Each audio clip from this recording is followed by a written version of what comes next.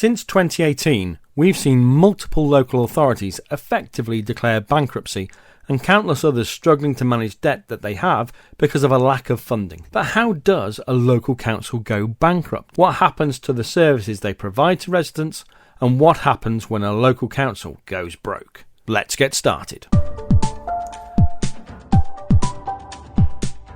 Local governments in the UK are formed of elected councillors that are voted in by their local residents. Over the course of a year, their funding comes from a range of sources, and these include government grants, business rates, and of course, council tax. They can also generate income from renting out office space or entire blocks, renewable energy sources, high street and other commercial properties. The level of income is dependent on what type of local government they are. A town, a district, a borough, a county, a metro or unitary authority. And if you're confused by that list, that's why we did the explainer video on local government. Spending is also dependent on what type of local authority it is. For example, a county or unitary authority might have to spend their budget on adult and social care, highways, library services and such. Town councils might only have to spend out on cemeteries and some parks. But whichever type of local authority they aren't allowed to run a deficit budget, meaning that they have to have a zero or positive difference between their income and spending. And that's been a requirement since the 1980s. Around 70% of the funding for councils comes from taxpayers one way or another, with the rest coming from other sources or from government grants. As a final measure, the government allows a council to sell off its local assets as a mean of supporting its annual revenue budget. But you can obviously only sell something you own once. One of the big challenges facing councils is that central government has been reducing these grants every year under the name of austerity. This has put councils under increasing financial pressure. Between 2010 and 2020, central government had dropped their grant funding down by around 40%, or £18 billion in real terms.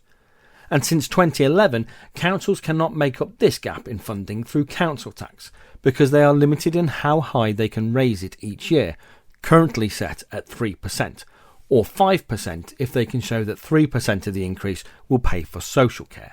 Growing costs in areas called statutory services that the council has to provide, such as housing, SEND provision and social care budgets, have been stretched beyond their operational capabilities. Adult social care costs, for instance, have increased by nearly 15% in recent years. In some instances, councils have attempted to invest in property or energy schemes, and unfortunately in some, like Robin Hood Energy, when these failed to become profitable, the losses passed to the council, putting further strain on budgets. And when these things combine, it can lead to deficit budgets, which councils aren't allowed to do, and so debt increases. And when it all becomes unaffordable, they go broke. Before we get into that though, if there is a topic that you would like to see us cover in an explained in less than 5 minutes video, please drop us a comment below. Bankrupt councils aren't subject to the conventional means of bankruptcies as other businesses would be. During the fiscal year, should the Chief Financial Officer of the council believe that the council does not have the funds to meet its spending commitments and they cannot cut anything more to balance the budget, then they will issue a Section 114 notice. This is the equivalent of bankruptcy for a council and freezes all of their spending and reduces that required services to their most cost-effective minimum without formally shutting. Once a Section 114 notice is issued, the first thing that would happen is that all spending that is non-essential would stop overnight. They then look at all the non-statutory services, those that don't have to be provided, and those would be stopped pretty much immediately. Before the year 2000, only one council had issued a Section 114 notice. But since 2018, 11 more have joined them, including Birmingham, Nottingham and Croydon. Several more, including Kent and Hampshire, have warned that they may have to issue Section 114 notices, and the level of debt at Worcestershire County Council is causing concern. At this point, the officers would no longer be running the council. Central government would be making the decisions, and that is often through their commissioners. The commissioners essentially become the council bosses, and officers and elected members are accountable to them. The commissioners try and find ways of saving money and will make decisions in line with central government directions. They can secure additional funds from government, but these are usually limited to ensure that they are meeting the most basic needs of statutory services. So, There you have it. When a council can no longer balance the books, it's not as simple as going bust.